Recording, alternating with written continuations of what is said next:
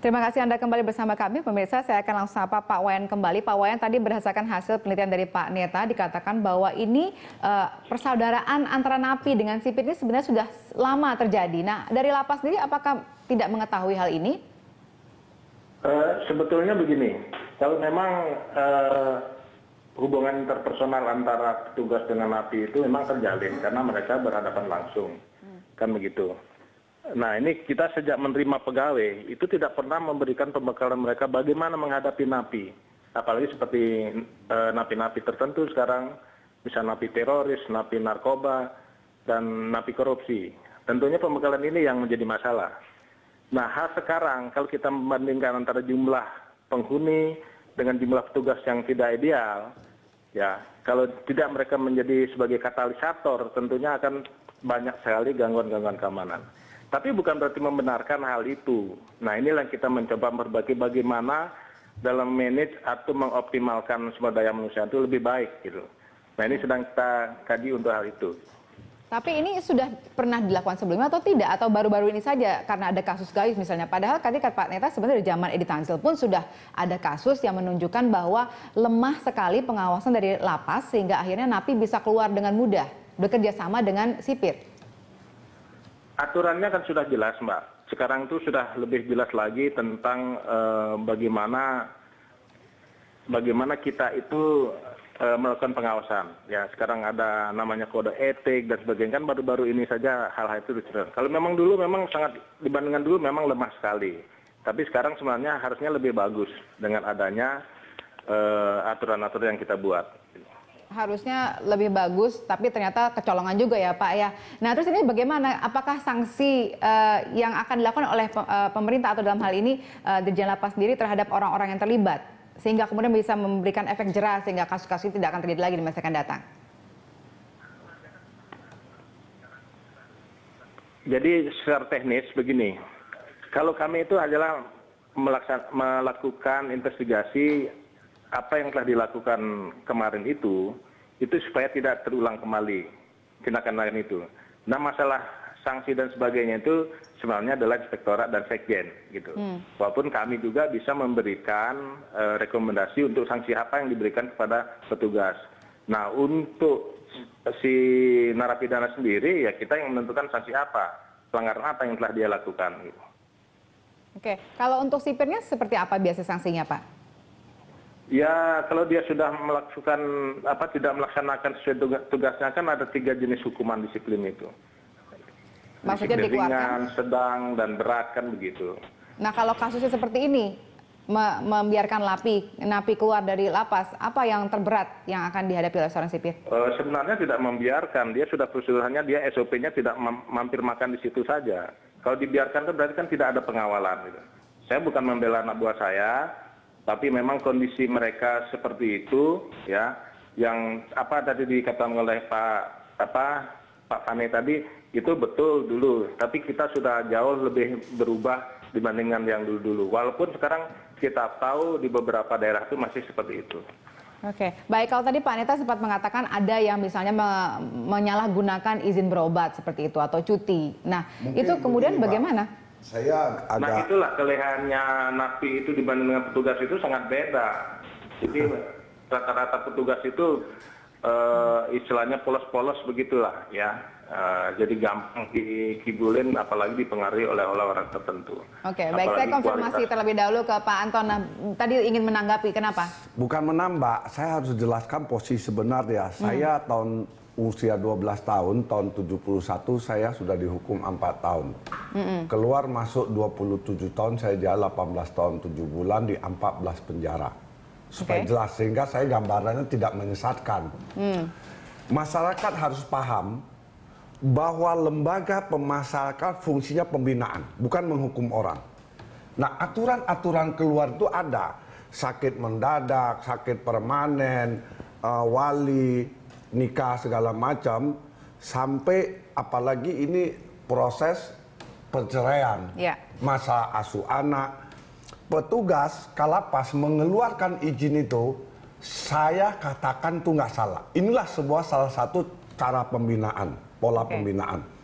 Yang kedua, masyarakat ada praktisi hukum mengatakan ada sebuah adagium, kejahatan ada produk masyarakat. Masyarakat turut bertanggung jawab pembinaan terhadap narapidana. Nah, saya katakan bahwa ini persoalan pembinaan Gayus ini sudah berjalan di dalam.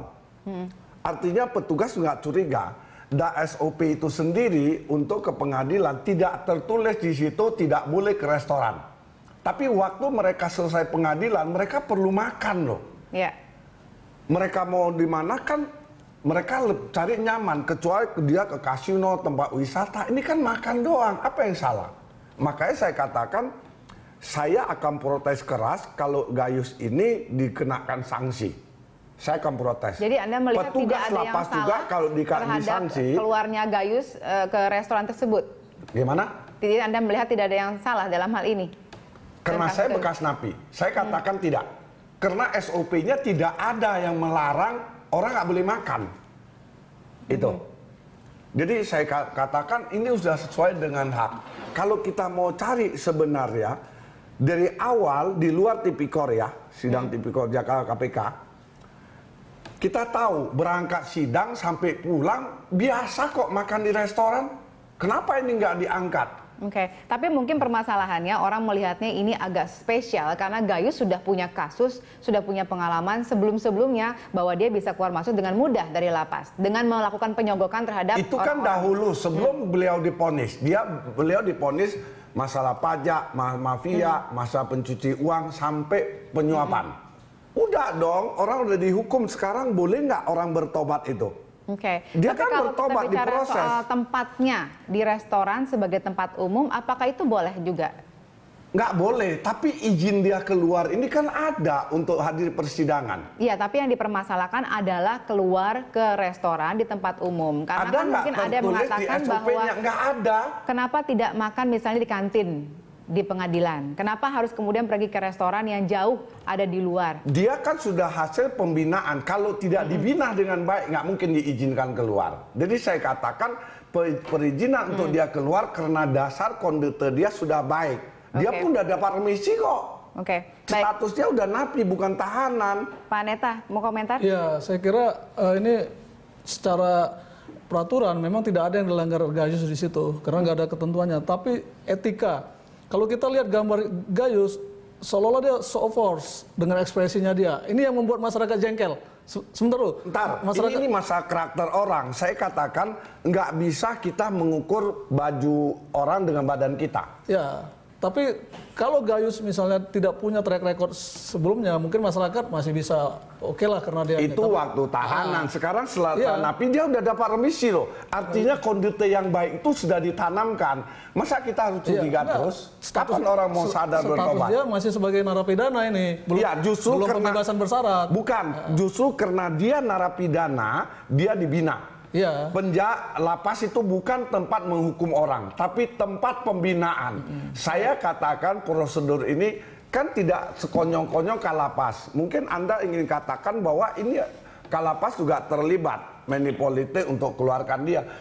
Saya yakin pemberitahuan ke Kanwil dan Kandipas ini sudah berjalan, tinggal pelaksanaan. Nah, saya bersyukur dia terangkat begini, artinya lain kali lapas itu lebih waspada. Itu saya sepakat. Baik. Jadi sebenarnya intinya kan jadi sebenarnya tidak pas juga dong, karena mungkin Anda bilang tidak lebih waspada. Berarti sebenarnya ada satu kecolongan di dalam hal ini yang tidak sesuai kan? Berarti. Tidak kecolongan, tapi kita tahu media sekarang luar biasa. Harus hati-hati, jangan kita sampai teledor. Bekerjalah sampai teledor semaksimal. Tertangkap kamera maksudnya?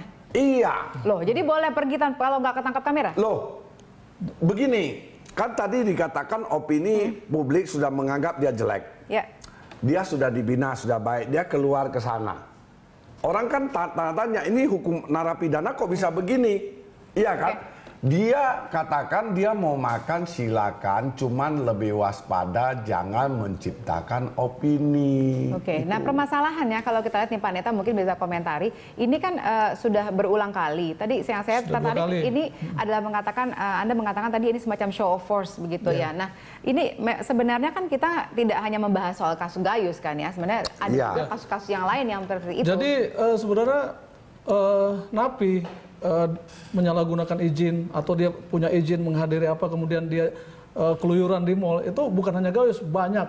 Tapi mereka Saya larat ini. Nggak. Tidak ada Gayus tidak menyalahkan wewenang seenak-enaknya. Kita dengarkan ini dulu, ada di kita dengarkan petugas dulu, lapas. Pak. Iya. Dengarkan dulu, Pak. Jadi mereka itu keluyuran juga di mal sama seperti yang dilakukan Gayus. Cuma mereka ngumpet, artinya nggak mau dipoto, nggak mau diapa. Beberapa kali saya suka ketemu gitu. Udahlah, kasih kesempatan saya gitu kan. Karena ini kita juga punya izin berobat, tapi setelah dari rumah sakit dia keluyuran dulu ke mall atau ke restoran. Itu napi-napi berduit umumnya seperti itu. Bahkan ada yang mengunjungi pacarnya. Anda sudah laporkan ini kepada yang berwenang? Ketika era sebelumnya itu saya paling rajin melapor. Tapi Ada nggak hitam di atas putih? Jangan katanya. Saya ingin katakan kita itu tidak boleh fitnah. oh enggak, saya Saya langsung. katakan tadi berulang-ulang segala macam. Artinya orang sering keluar masuk. Saya dari 4 tahun, 6 tahun, 2 tahun, 3 tahun, 12 tahun. Tapi ini hari kok saya bisa juga sadar. Oke. Kita berikan kesempatan orang Iya. dong. Mungkin yang dimaksud dalam hal ini Enggak, adalah ini kan pada masa tahanan, Pak, kasus, bukan ya. setelah selesai masa Gimana? tahanannya. Jadi yang dibahas ada tadi kenapa bisa mempergunakan atau menyalahgunakan. Saya tidak Ya. katakan bahwa ini penyalahgunaan. Saya bilang ini positif, ini bagian dari pembinaan. Kita tidak membahas hanya kasus Gayus, Pak. Tadi ada kasus-kasus Kita lain, Pak Neta tidak mengatakan. hanya Silakan Pak Neta terlalu kecil. dijelaskan. Tunggu sebentar Pak Anton. Silakan Pak Neta Ya, dijelaskan. jadi penyalahgunaan izin, ya sebenarnya nggak di izin tuh nggak ada ketentuan bahwa dia nggak boleh ke mall. Tapi Misalnya sering nggak boleh sekali makan di restoran gitu memang tidak nggak ada. Oke. Jadi ketika dia berobat, selesai berobat, dia menggunakan izin itu sampai jam sekian ya biasanya sebelum dia masuk ke lembaga pemasyarakatan, dia mencoba menikmati hidup, makan di restoran, bahkan ada mengunjungi pacarnya juga ada, pernah kita temukan juga. Dan mereka tidak mau itu diekspos, tidak.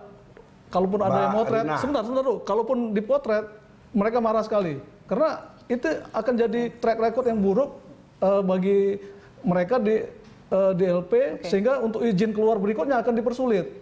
Gayus dalam posisi dia cengengesan gitu, bergaya kan, selfie gitu ya dengan 2 orang wanita.